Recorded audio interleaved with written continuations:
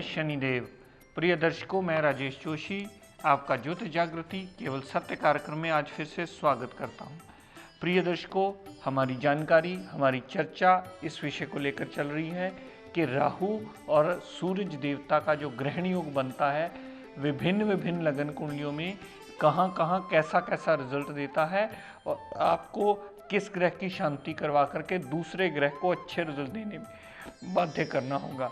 प्रिय दर्शकों, सबसे पहले उस ग्रह की प्लेसमेंट याद रखिए कि उस ग्रह की प्लेसमेंट कहाँ है, मित्र राशि में है, शत्रु राशि में, ये बात स्मरण रखिए। दूसरी बात ये स्मरण रखिए कि दोनों में डिग्री वाइज क्षमता कितनी है। जितनी डिग्री वाइज क्षमता जिस ग्रह में होगी वो उतने ही प्रतिशत आपको रिजल्ट देने में बाध्य सिद्ध होगा। अपनी इसी श्रृंखला को कंटिन्यू करता हुआ प्रिय दर्शकों, आज हम बात शुरू कर रहे हैं सिंह लगन की कुंडली। सिंह लगन की इसलिए बनी क्योंकि लगन में ही 5 नंबर लिखा है। 5 नंबर सिंह राशि होती है जिसके स्वामी स्वयं सूर्य देवता माने जाते हैं और सूरज देवता इस लगन कुंडली में लग्नेश की पदवी लेकर के बैठे हैं। लेकिन यहाँ भी प्रिय दर्शकों, आपको ये सोचना होगा, ध्यान रखना होगा कि सूरज और राहु का ग्रहण योग अगर है तो आपको शांति किस ग्रह की करवानी है। मान लीजिए राहु और सूरज किसी लगन कुंडली में लगन में ही पड़े हों तो यहाँ सूरज और राहु का ग्रहण योग तो माना जाएगा। यहाँ राहु देवता सूरज देवता को खराब करेंगे क्योंकि राहु देव सूरज पर पाप प्रभाव डाल करके अपने अच्छे फलों में कमी लाने, जो सूरज देव ने अच्छे फल देने हैं उनमें कमी लाने में राहु देवता बहुत बड़ा मेजर रोल प्ले करेंगे। तो राहु की यहाँ शांति होगी और सूरज देवता का रत्न पहन करके उसे एक्टिवेट किया जा सकता है ताकि जातक राहु के पाप प्रभाव से निकल पाए। तो यहाँ ग्रहण योग में राहु देवता की शांति करवा के सूरज से अच्छे फल लिए जा सकते हैं। लेकिन प्रिय दर्शकों, लगन कुंडली वही है, लेकिन अगर स्थिति बदल के ये राहु सूरज दूसरे घर में आ जाए, अब यहाँ बात रिसर्च की और आपके समझने की आ गई प्रिय दर्शकों। अगर राहु सूर्य दूसरे भाव में आ जाएंगे तो न तो आपको कभी राहु की शांति करवानी है, न ही कभी आपको सूरज देवता की शांति करवानी है। क्यों? क्योंकि दोनों ही ग्रह, राहु भी बुध देवता यानी अपने अति मित्र के घर में बैठे हैं और सूरज देवता योग कारक ग्रह होकर दूसरे भाव में बैठे हैं। राहु की दशा अंतर दशा में भी परिवार पूर्ण साथ देने वाला होगा, धन का आगमन होता रहेगा कहीं ना कहीं से। वाणी थोड़ी सी उग्र होना एक स्वाभाविक सी बात है। तो दूसरे भाव संबंधी राहु देवता पूर्णतः पॉजिटिव रिजल्ट देंगे। यहाँ से राहु देव ने जितनी दृष्टि छठे भाव पर डाली तो रोग ऋण कर्जा दुर्घटना मुकदमा से फारिग करके राहु देवता पूर्ण एडवांटेज देते मिलेंगे। यहाँ से राहु देव ने जितनी दृष्टि 8वें भाव पर डाली तो ऑब्स्टेकल दूर होंगी। यहाँ से राहु देव ने जितनी दृष्टि कामकाज पर डाली तो कामकाज में वृद्धि करके राहु देव सदैव चौतरफा एडवांटेज देते मिलेंगे। और प्रिय दर्शकों, सूरज देवता भी दूसरे भाव में बैठे हुए अपनी दशा अंतरदशा में धन कुटुंब वाणी संबंधी पूर्णतः पॉजिटिव रिजल्ट देंगे। धन का अभाव जल्दी कभी नहीं आएगा, परिवार पूर्णतः साथ देने वाला होगा। वाणी थोड़ी सी उग्र होना स्वाभाविक सी बात है क्योंकि राहु और सूरज देवता दोनों में ही कहीं ना कहीं क्रूरता का तत्व है, जिससे वाणी का हार्श हो जाना एक स्वाभाविक सी बात हो जाती है। लेकिन समझने वाली बात सबसे बड़ी इसमें ये आई प्रिय दर्शकों, न तो कभी गलती से भी आप राहु की शांति करवाइएगा क्योंकि उसकी दशांतरा भी आपको पॉजिटिव फल देने वाली है, ना ही कभी सूरज देवता की शांति करवाइएगा क्योंकि वो भी आपको पॉजिटिव फल देने वाली है। और प्रिय दर्शकों, मैं आपको बात स्मरण करवाता हूँ, इस बात का बार बार आपको स्मरण करवाता रहता हूँ कि कभी भी जो मैं बोलता हूँ उसको दशाओं अंतरों के अलावा कुछ मत सोचिएगा। मैं यहाँ कारक तत्वों की बात नहीं कर रहा हूँ, मैं यहाँ सिर्फ ग्रहों के आपकी बॉडी पे चलने वाली दशा और अंतर दशा की बात कर रहा हूँ कि वो कितने प्रतिशत अच्छा या कितने प्रतिशत बुरा रिजल्ट देंगे। कहने को ये ग्रहण योग ही कहा जाएगा, लेकिन इसके रिजल्ट्स सदैव पॉजिटिव ही मिलेंगे, चाहे फिर वो राहु की दशा अंतर दशा चल चले, चाहे वो सूरज की दशा अंतर्दशा चले। इसे ग्रहण योग की कैटेगरी में ला करके किसी पंडित जी से ये कह देना कि जी इसकी शांति करवा लीजिए, इसका हवन पूजन करवा लीजिए, तो ये बात निराधार होगी, ये बात शास्त्र सम्मत नहीं होगी। अगर सिंह लगन की कुंडली में दूसरे भाव में पड़ा हुआ राहु और सूर्य होगा तो दोनों ही पॉजिटिव रिजल्ट देने में बाध्य सिद्ध होंगे। दर्शकों, अगर राहु देव और सूरज देव चौथे भाव में पड़े हुए इस लगन कुंडली में राहु देवता नीच के हो जाया करते हैं। जैसे आजकल भी गोचर में अब लास्ट स्टेज में चल रहे हैं, 23 दिसंबर 2012 को राहु देव बदल करके तुला राशि में चले जाएंगे, उसकी भी मैं आपको जानकारी आने वाले एपिसोड में अवश्य दूंगा।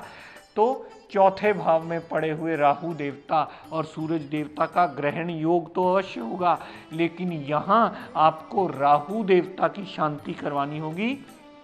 उसका सबसे मुख्य कारण ये होगा कि राहु देव चौथे भाव में स्कॉर्पियो राशि के नीच के माने जाते हैं, और राहु देवता की नीचता पूर्णतः चौथे भाव संबंधी आपको नेगेटिव रिजल्ट देगी। जब भी राहु देवता की दशा अंतर्दशा चलेगी, माता, गाड़ी, भूमि, वाहन, मकान, सारी सुख सुविधाओं से आपको दिक्कत परेशानी होगी और आप नेटिव लैंड छोड़कर विदेश यात्रा भी कर सकते हैं। यहाँ से राहु देव ने जितनी दृष्टि अष्टम भाव पर डाली तो फजूल की ऑब्स्टेकल्स खड़ी होंगी। यहाँ से दृष्टि डाली कामकाज में ऑब्स्टेकल्स आएंगी।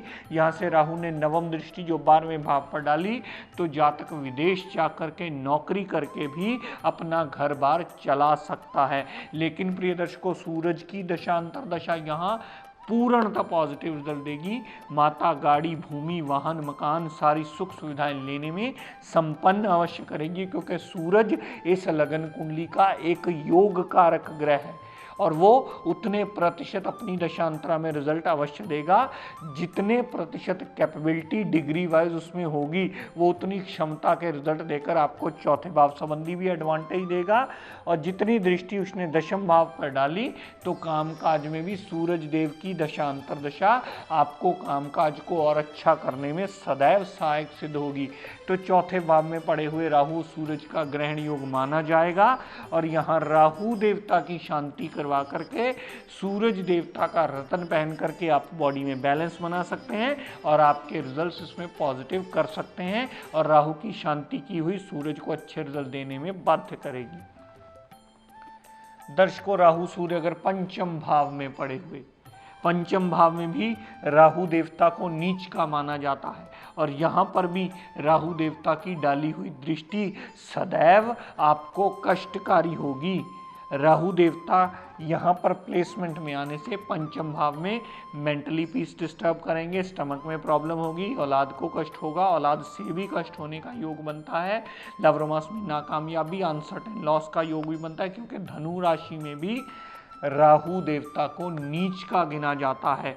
और यहाँ से दृष्टि नवम भाव संबंधी नेगेटिव रिजल्ट, यहाँ से दृष्टि 11वें भाव संबंधी नेगेटिव रिजल्ट, यहाँ से दृष्टि लगन पर डाली तो भी नेगेटिव रिजल्ट ही मिलेंगे। तो राहु देवता और सूरज देवता अगर पंचम भाव में पड़े हैं सिंह लगन की कुंडली में, तो सदैव आप राहु की शांति करवाइए और सूरज देवता का रतन धारण कीजिए, ताकि ग्रहण योग का पाप प्रभाव न तो पंचम भाव में आए, ना जहां जहां राहु की दृष्टियां आ रही हैं वहां आए, और सूरज देवता का रतन पहन के उसे एक्टिवेट कर लीजिए ताकि वो पूर्णतः पॉजिटिव रिजल्ट दे करके आप इस ग्रहण के पाप प्रभाव से निकल पाएं। प्रिय दर्शकों, अगर राहु और सूर्य दोनों ही सप्तम भाव में पड़े हैं और किसी ने कह दिया आप कह दो जी सप्तम भाव में ग्रहण लगा है, आपका तो विवाह स्थान डिस्टर्ब होगा, जबकि शास्त्र सम्मत बात ये बिल्कुल भी नहीं है। सप्तम भाव में पड़ा हुआ राहु पूर्णतः अपने मित्र के घर में आया है और पॉजिटिव रिजल्ट देने में अपनी दशा अंतर्दशा में बाध्य सिद्ध होगा। और सूरज देवता इस लगन कुंडली का अति योग कारक ग्रह है, तो सप्तम भाव में पड़े होने से सूरज देवता भी इस लगन कुंडली में अपनी दशा अंतर्दशा में सदैव पॉजिटिव फल देता मिलेगा। पार्टनरशिप संबंधी लाभ मिलेगा, डेली वेजेस में भी लाभ आएगा और दाम्पत्य सुख के लिए भी अच्छा करके दोनों ही रिजल्ट पॉजिटिव देते मिलेंगे। यहाँ से राहु देव ने जितनी दृष्टि 11वें भाव डाली उस पर पॉजिटिव रिजल्ट, यहाँ से राहु देव ने जितनी दृष्टि पर्सनैलिटी पर डाली पर्सनैलिटी में इंप्रूवमेंट, यहाँ से राहु देव ने जितनी दृष्टि तीसरे भाव पर डाली तो तीसरे भाव संबंधी भी पॉजिटिव रिजल्ट ही मिलेंगे। क्योंकि मैं प्रिय दर्शकों बहुत ज़्यादा विस्तृत जानकारी इस बारे में देता आया हूँ कि राहु अगर अपने मित्र के घर में बैठा है और अच्छे भाव में बैठा है तो सदैव पॉजिटिव रिजल्ट देगा, फिर कभी आपको उसकी शांति की ज़रूरत नहीं पड़ेगी। अगर राहु देवता अपने शत्रु के घर में बैठा है, यानी मंगल की राशियों में बैठा है, चंद्रमा की राशि में बैठा है, सूर्य की राशि में बैठा है, बृहस्पति की राशियों में बैठा है, तब राहु देवता अच्छे भाव में होता हुआ भी आपको पॉजिटिव फल नहीं देगा। फिर वहां आपको राहु की शांति करवा करके ही दूसरे ग्रह से अच्छे रिजल्ट देने में उसे बाध्य करना होगा। प्रिय दर्शकों, अगर राहु सूर्य दशम भाव में बैठे हों, यहाँ भी दशम भाव में बैठे होने से कहने को ये ग्रहण योग ही कहा जाएगा, लेकिन राहु की दशा अंतरदशा चले, राहु को यहाँ उच्च का माना जाता है। राहु अपनी दशा अंतरदशा में, अपनी दशा अंतरदशा में कुंडली में जितना डिग्री वाइज सक्षम होगा उतने प्रतिशत जातक को पॉजिटिव रिजल्ट देता मिलेगा। और सूरज देवता भी अपनी दशा अंतरदशा में दशम भाव में वो दिशा बली हो जाते हैं। दिशा बली होने की वजह से सूरज देवता भी दिशा बली होकर के अपनी दशा अंतरदशा में जातक को कामकाज में वृद्धि, कामकाज में स्टेबिलिटी, कामकाज में तरक्की, प्रमोशन और इम्प्रूवमेंट देते मिलेंगे। और यहाँ से जितनी दृष्टि राहु और सूरज ने चौथे भाव पर डाली, चाहे राहु की दशा चले चाहे सूरज की दशा अंतरदशा चले, आपको माता, गाड़ी, भूमि, वाहन, मकान, सुख सुविधाओं में वृद्धि करके दोनों ही ग्रह पॉजिटिव रिजल्ट देने में अपनी दशा अंतरदशा में बाध्य सिद्ध होंगे। और किसी ने कह दिया आपका जो नहीं दशम भाव में राहु और सूरज का ग्रहण लगा है, तो समझ लीजिएगा उस विद्वान की अभी बेसिक पढ़ने में बहुत बड़ी कमी है। बेसिक्स को सही दिशा में सही ढंग से आप अवश्य जान लीजिए, ताकि एनालाइज करने में समझ आ जाए आपको कि क्या आपको किस दिशा में करना है। अगर पहली दूसरी बार ये चीज़ समझ में ना आए तो अपने आसपास किसी भी विद्वान की मदद ले ली जाए, ताकि पता चले कि आपका ग्रहण योग क्या आपको खराब करने वाला है या आपका ग्रहण योग ही आपका बेड़ा पार लगाने वाला है और आपको अपनी दशाओं अंतरदशाओं में पॉजिटिव रिजल्ट देने में बाध्य सिद्ध हुआ। दर्शकों, राहु सूर्य अगर 11वें भाव में पड़े हुए तो दोनों ही ग्रह अपनी दशाओं अंतरदशाओं में पूर्णतः पॉजिटिव फल देंगे। यहाँ पर राहु देवता मिथुन राशि में भी वो उच्च के माने जाते हैं, जिसकी वजह से वो सदैव पॉजिटिव फल देते हैं। और लगन लॉर्ड का भी 11वें भाव में आना सदैव जातक की कमी पेशियों को दूर करके उसकी इच्छा पूर्ति करने में सदैव सहायक सिद्ध होता है। और किसी ने कह दिया आपका तो जी 11वें भाव में ग्रहण लगा है सूरज का, यहाँ आप शांति करवा लीजिए, तो उसकी कोई ज़रूरत नहीं पड़ेगी, क्योंकि राहु भी अपनी दशांतरा में पॉजिटिव फल देने वाला है प्रिय दर्शकों, और सूरज भी अपनी दशांतरा में पूर्णतः पॉजिटिव फल देने में सक्षम होगा। तो प्रिय दर्शकों, आज का टिप ऑफ द डे देता हूँ, नोट कर लीजिए। हमारे घर में अक्सर बरकत की बहुत कमियाँ आती हैं। हम इतने सारे लोगों से मिलते हैं, बातचीत करते हैं, सब लोग इसके बारे में कंप्लेंट करते हैं। तो आज छोटा सा एक टिप देता हूँ, ध्यान रखिएगा। हमारे घर के जितने भी दरवाजे हम बंद करते हों, जब भी हम दरवाज़ा बंद करें तो उसमें से जो आवाज़ आती हो वो आवाज़ आना अशुभ माना जाता है। दरवाजे के कब्जों में इतनी ऑयलिंग थोड़ी सी ज़रूर डाल के रखिएगा, ताकि जब भी आप दरवाज़ा बंद करें और जब भी खोलें उसमें आवाज़ ना आए। उसका आवाज़ आना घर में अशुभता का सूचक माना जाता है। दरवाज़ा इस तरह खुलना और इस तरह बंद होना चाहिए कि उसमें आवाज़ ना आकर के आपके घर की बरकत को बनाए रखने में वो सहायक सिद्ध हो। थोड़ी सी ऑयलिंग कर लीजिए या मशीन का तेल डाल लीजिए, कोई भी ऐसी चीज़ डालिए जिसमें आवाज़ बिल्कुल बंद हो जाए उसकी, और आपको खोलते वक्त बंद करते वक्त किसी भी किस्म की दिक्कत ना आए।